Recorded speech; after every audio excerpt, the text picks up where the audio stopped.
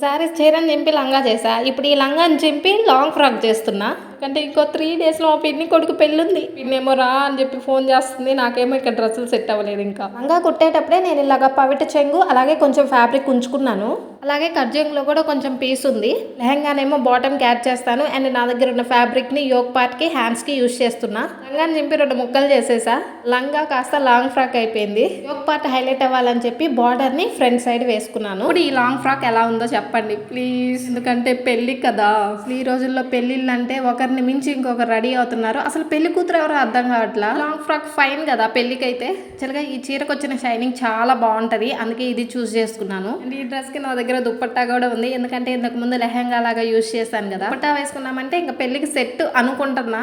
మీలో కూడా ఎవరైనా సరే చీరని చించి లంగా లాగా ఎవరైనా స్టిచ్ చేసుకుంటుంటే గనక పవిట పక్కన ఇంకో 1/2 మీటర్ ఎక్స్ట్రా ఉంచుకోండి. లంగా బోర్ కొడితే ఇలా మార్చుకోవచ్చు.